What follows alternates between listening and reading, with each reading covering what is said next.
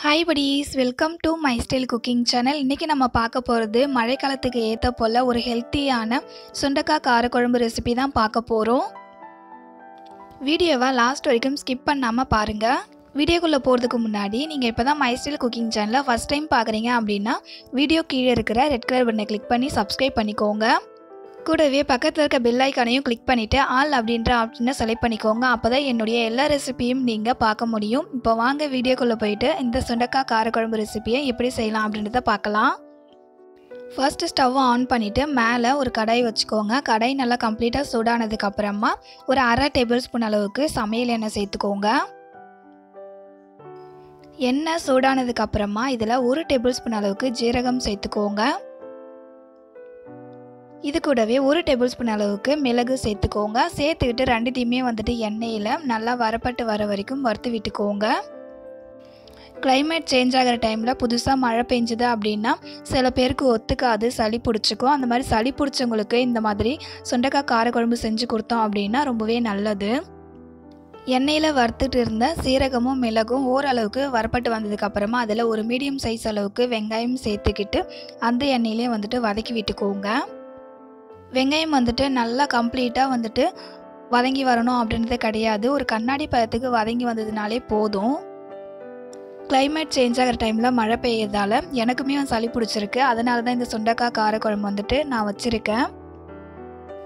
இந்த ரெசிபியை உங்க கூட நான் ஷேர் பண்ணால் உங்களுக்கும் யூஸ்ஃபுல்லாக இருக்குன்றதால தான் இந்த ரெசிபியை உங்க கூட நான் ஷேர் பண்ணியிருக்கேன். வெங்காயம் ஒரு கண்ணாடி பதத்துக்கு வதங்கி வந்திருக்கு.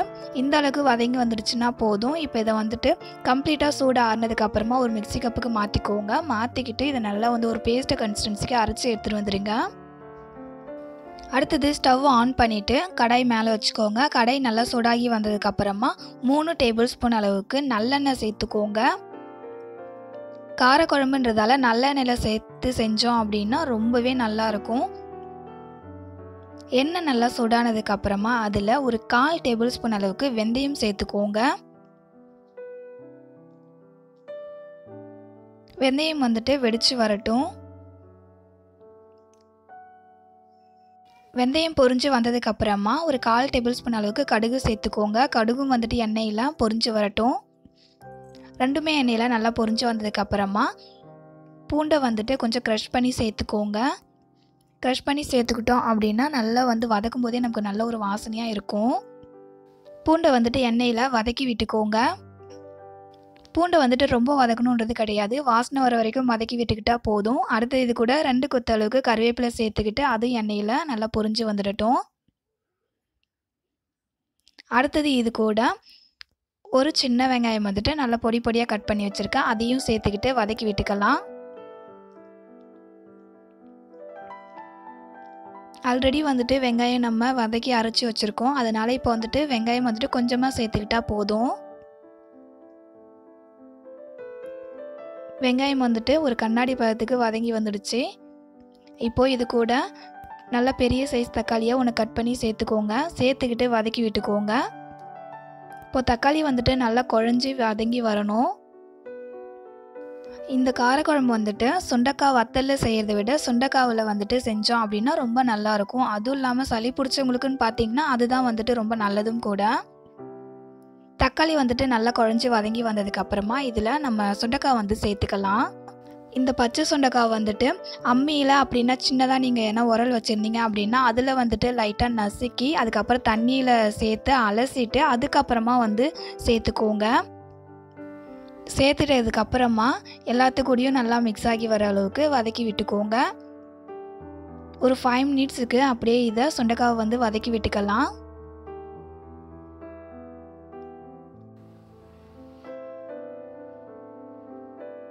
சுண்டக்காவை ஒரு 5 நிமிஷத்துக்கு வதக்கி விட்டதுக்கப்புறமா நம்ம அரைச்சி வச்சுருக்க அந்த பேஸ்ட்டை இது கூட சேர்த்துக்கிட்டு நல்லா மிக்ஸ் பண்ணி விட்டுடுங்க.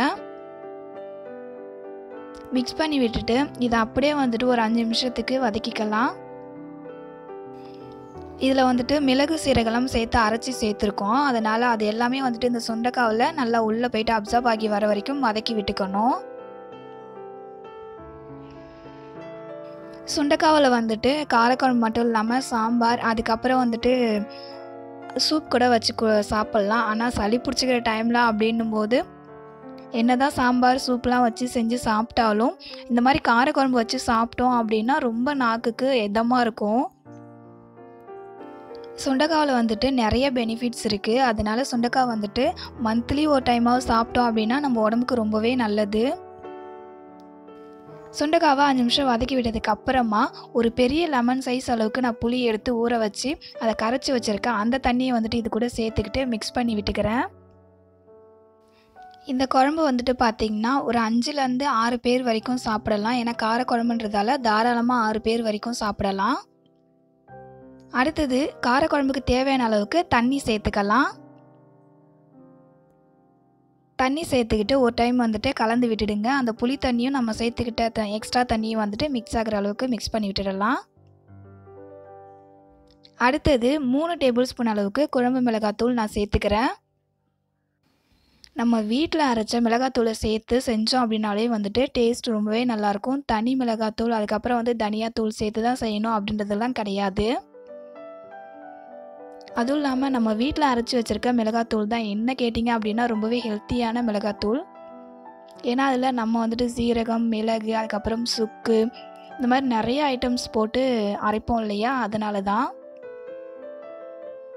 அடுத்தது குழம்புக்கு தேவையான அளவுக்கு உப்பு சேர்த்துக்கலாம். உப்போடைய அளவு பார்த்திங்கன்னா உங்கள் டேஸ்ட்டுக்கு தகுந்த போல் சேர்த்துக்கோங்க. உப்பு சேர்த்துக்கிட்டு நல்லா மிக்ஸ் பண்ணி விட்டுக்கோங்க. மிக்ஸ் பண்ணி விட்டதுக்கு அப்புறமா உப்பு அளவு கரெக்டாக இருக்கான்னு இப்போவே செக் பண்ணிக்கோங்க. சப்போஸ் உப்போடைய அளவு கம்மியாக இருந்துச்சு அப்படின்னா எக்ஸ்ட்ரா கொஞ்சம் சேர்த்துக்கலாம். இப்போது குழம்பு வந்துட்டு கூட்டி வச்சாச்சு. இப்போது ஸ்டவ்வை வந்துட்டு கொஞ்சம் மீடியம் ஃப்ளேமில் வச்சுக்கலாம். வச்சுட்டு ஒரு 10 நிமிஷத்துக்கு இதை மூடி போட்டு அப்படியே குக் பண்ணிக்கலாம். 5 நிமிஷம் ஆனதுக்கப்புறம் ஓப்பன் பண்ணி பார்க்கலாம். குழம்பு வந்துட்டு நல்லா கொதிச்சு ரெடி ஆகிட்டு இருக்கு. இப்போ குழம்பு வந்துட்டு ஒரு டைம் வந்துட்டு கிளறி விட்டுக்கலாம். ஒரு டைம் கிளறி விட்டதுக்கு அப்புறமா திரும்ப ஒரு 5 நிமிஷம் க்ளோஸ் பண்ணி குக் பண்ணிக்கலாம். 5 நிமிஷம் ஆனதுக்கப்புறமா ஓப்பன் பண்ணி பார்க்கலாம். அவ்வளோதான், ரொம்ப ரொம்ப டேஸ்டியான சுண்டைக்காய் காரக்குழம்பு ரெசிபி ரெடி ஆகிடுச்சு. இந்த ரெசிபியை நீங்களும் ஒரு டைமாவது ட்ரை பண்ணி பாருங்கள்.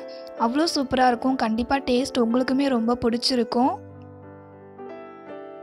இந்த ரெசிபி உங்களுக்கு பிடிச்சிருந்தது அப்படின்னா வீடியோவுக்கு லைக் பண்ணுங்கள். ஃப்ரெண்ட்ஸ் அண்ட் ஃபேமிலி மெம்பர்ஸ்க்கும் ஷேர் பண்ணிவிடுங்க.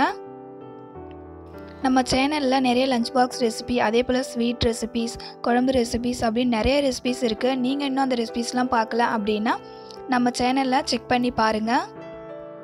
அண்ட் இதே போல் என்னுடைய எல்லா ரெசிபியும் நீங்கள் பார்க்கணும் அப்படின்னா மை ஸ்டைல் குக்கிங் சேனலை சப்ஸ்கிரைப் பண்ணி வச்சுக்கோங்க. இதை போலவே ஒரு சூப்பரான ஹெல்த்தியான ரெசிபியோட நெக்ஸ்ட் வீடியோவில் மீட் பண்ணலாம். படி தேங்க்யூ ஃபார் யுவர் வாட்சிங்.